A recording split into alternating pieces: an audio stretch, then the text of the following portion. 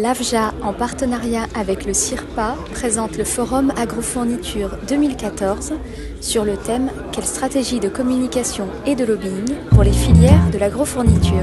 Bonjour à tous, merci d'être venus si nombreux. Alors cette année, on a un sujet un peu original autour de la communication et du lobbying des filières de l'agrofourniture. Alors, le lobbying interpelle. Alors, qu'est-ce que c'est le lobbying? Donc, toute communication écrite ou orale entre un représentant ou un groupe d'intérêt et un décideur public dans le but d'influencer une prise de décision. Voilà, tout un programme. Alors, comment concilie-t-on la communication et le lobbying? Est-ce que c'est la même chose? Comment s'organiser pour être efficace, pour agir sur les bons décideurs à Paris, à Bruxelles?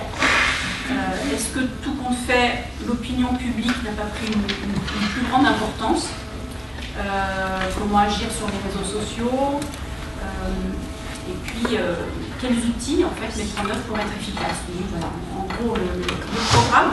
On va commencer par François Burgot. Le CNIS, un secteur le secteur des semences. Alors un secteur qui est un peu dans l'ambivalence parce que faire pousser des petites graines c'est sympathique et en même temps la semence ça véhicule tout un tas d'images aussi un peu connotées autour des OGM, des traitements de semences, du brevetage du vivant, etc. Donc un sujet quand même complexe.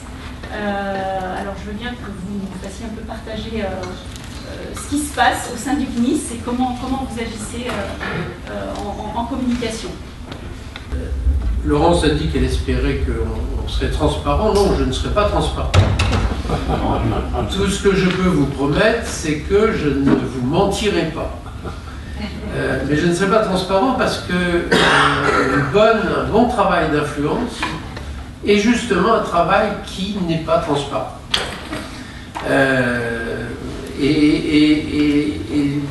On pourra y revenir, mais la réalité, c'est que les gens que vous influencez, vous le savez, c'est d'ailleurs humain, si vous les influencez bien, ils ont l'impression de toute façon que c'est eux qui ont eu cette bonne idée. Et s'ils ont l'impression contraire, c'est que vraiment vous avez mal fait votre travail d'influence. Et encore une fois, ça ne me semble pas choquant.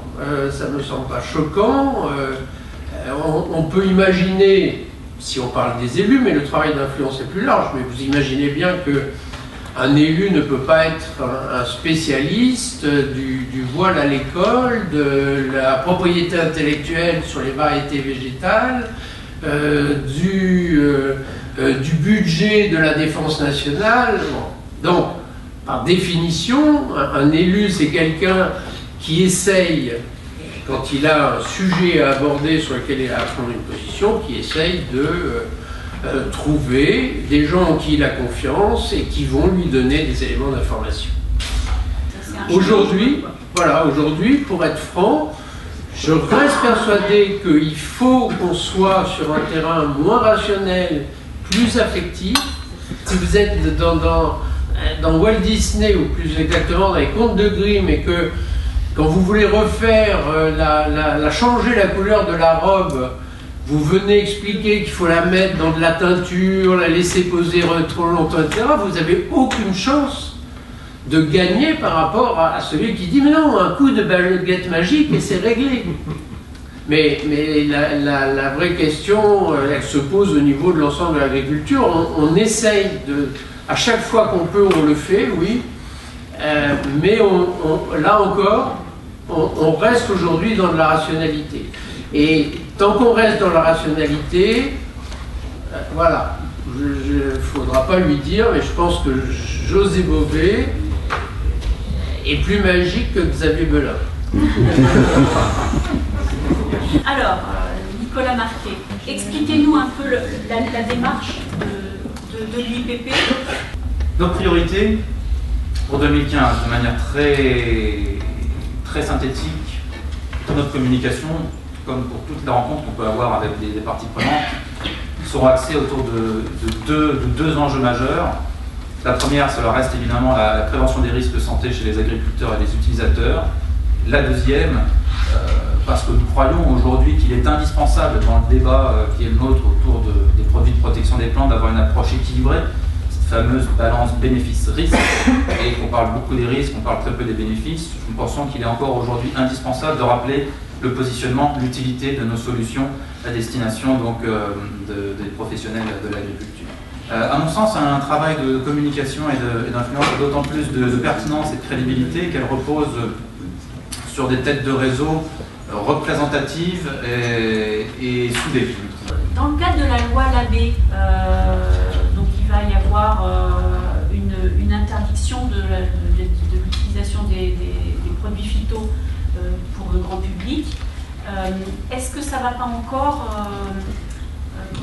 dégrader l'image des pesticides, puisqu'à un moment, le particulier n'aura pas le droit d'en utiliser et les agriculteurs auront le droit. Donc est-ce qu'il ne va pas encore ressentir encore plus le grand public le fait que les agriculteurs sont des pollueurs? Il est clair que le message envoyé par cette loi est un message clairement négatif, d'autant qu'il n'intègre pas, ce que j'insistais tout à l'heure, cette fameuse balance bénéfice-risque, et que là on est très clairement dans une perception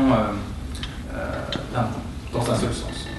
Donc on ne peut que regretter ces dispositions. Dans le cas de la loi d'avenir, est-ce qu'il y avait le sujet des pesticides qui était largement traité? Il y avait notamment toute la question de la publicité dans la presse agricole. Comment vous l'avez abordé et est-ce que vous trouvez des appuis en fait, dans le monde agricole? Moi, c'est un faux débat, je trouve, le terme de publicité, parce que l'enjeu, il était tout autre.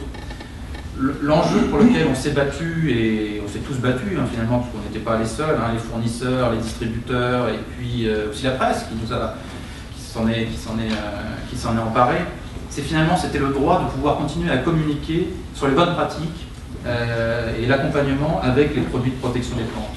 Je crois que le débat, il est au-delà de simplement d'avoir le droit de pouvoir insérer des publicités dans des journaux professionnels. On va passer à une autre thématique autour de l'alimentation animale.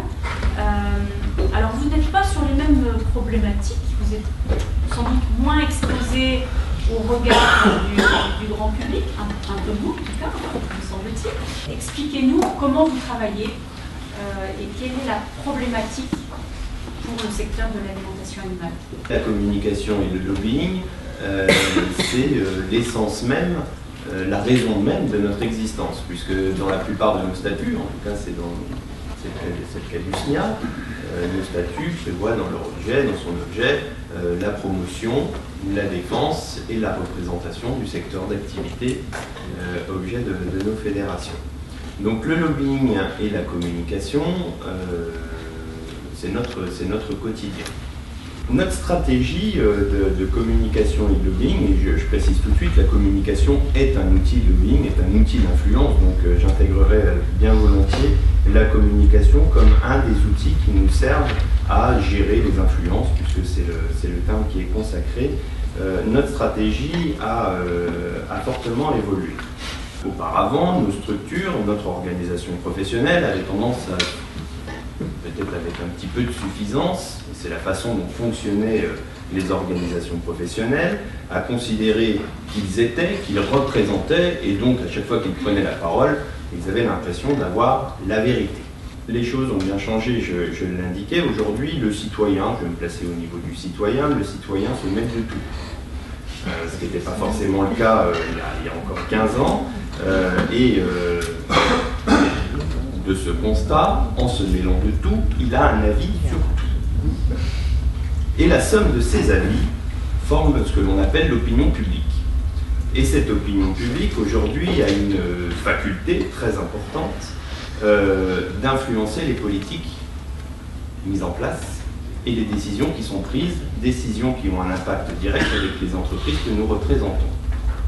Nous avons décidé de mettre autour de la table les ONG, les consommateurs, la grande distribution, les grandes enseignes, les grandes marques nationales, etc. parce que ce sont eux les prescripteurs et nous savons tous aujourd'hui que le meilleur message que nous pouvons délivrer est le message qui sera délivré pour nous par d'autres. Alors Alain Savary, on change de secteur, d'autres problématiques, y compris avec le grand public. On vous a davantage vu au Salon de l'Agriculture. Est-ce que c'est un signe? Et voilà, donc expliquez-nous un peu par des exemples votre stratégie de communication et de communication d'influence. Merci. Effectivement,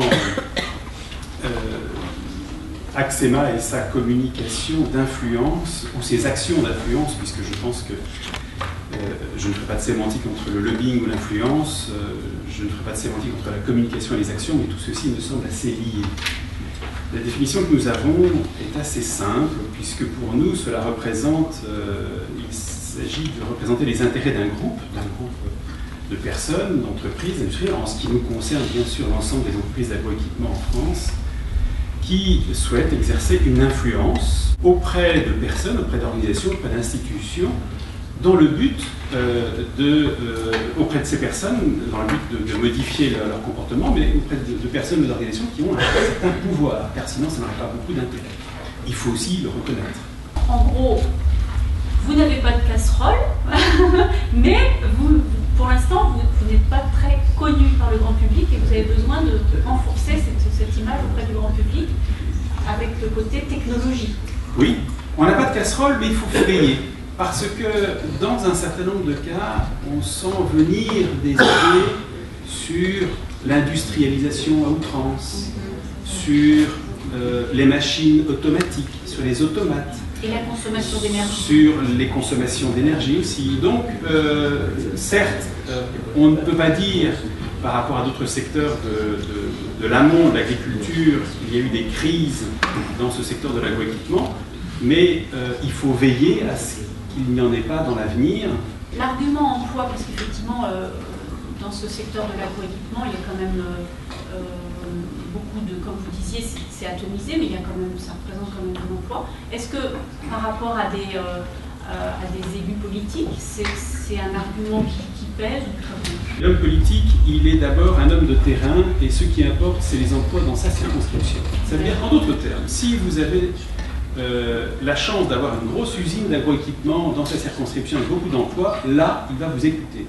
S'il n'en a pas, bon... Ouais. C'est un chiffre, quoi.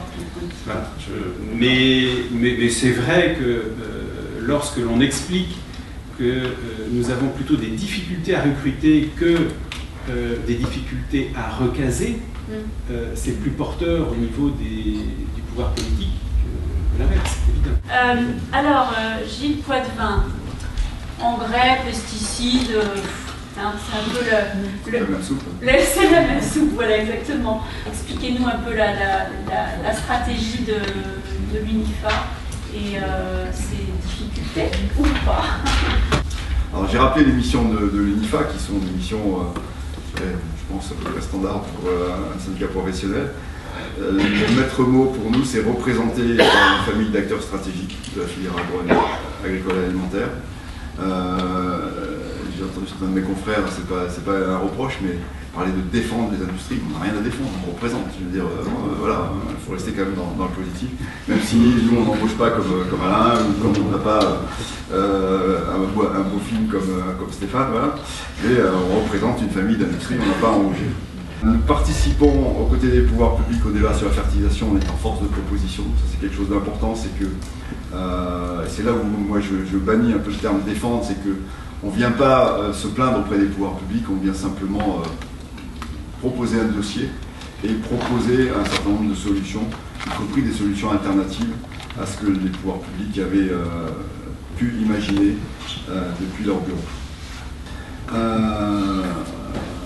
La problématique d'influence, on a un gros problème, enfin, c'est capé pour tout le monde je crois, mais on a une multiplicité des questions que nous devons traiter. Et on doit peser à la fois donc, sur le marché européen de l'énergie, la politique fiscale, donc je ne parle pas redevance pollution diffuse, là c'est pas rappelé, la hausse du taux de TVA dans lequel on a fait compliqué avant d'avoir fait simple, puisque on n'a pas dit que tous les engrais sont à 20%, mais on a dit on va faire des catégories d'engrais qui n'ont rien à voir avec les catégories qui existent déjà, évidemment, puisque si on pouvait le faire, on l'aurait fait. Voilà. Donc voilà, c'est contre toute cette complexité qu'on se bat aussi. Je crois qu'il y a un objectif de simplification qui est primordial pour nos entreprises. Les problématiques de transport, donc on est un marché pondéreux et on s'est battu contre l'écotaxe, tout seul là encore. L'innovation, donc ça c'est une nouvelle problématique émergente pour nous. Et l'innovation, à peine on a commencé à innover qu'on a eu l'ANSES, et puis maintenant on a la loi d'avenir agricole, et puis maintenant on n'a plus rien. Bon, je résume, hein, mais je veux dire, on est vraiment très marine des barrières à l'innovation qui peuvent s'exercer sur les entreprises de notre secteur, bien qu'elles soient dans des pôles de compétitivité, en lien avec les instituts de recherche, etc. Mais entre ce qui se passe dans un laboratoire de recherche et le marché, il y a certaines barrières qu'effectivement on a du mal à lever. Diversité des problématiques, dit diversité effectivement des alliances ou des partenaires. Donc là, on l'a dit, géométrie variable, bon, ça semble un petit peu critique, je dirais, mais c'est vrai que vu la diversité des sujets et vu le poids qu'on pèse sur chacun des sujets, il y a très peu de sujets sur lesquels on peut aller, nous tout seuls, avec nos petits bras, voir un cabinet d'un ministre et dire attention, il y a un problème sur notre industrie. C'est ça qui est important aujourd'hui. On n'est plus dans le monde où effectivement le syndicat des engrais a été reçu par le ministre de l'Industrie et puis on discutait de bout de gras entre la poire et le fromage, mais on est dans un monde extrêmement complexe dans lequel on a besoin d'alliances et il faut bien doser, je dirais, la possibilité de s'allier à un acteur en restant efficace. Très bien, merci.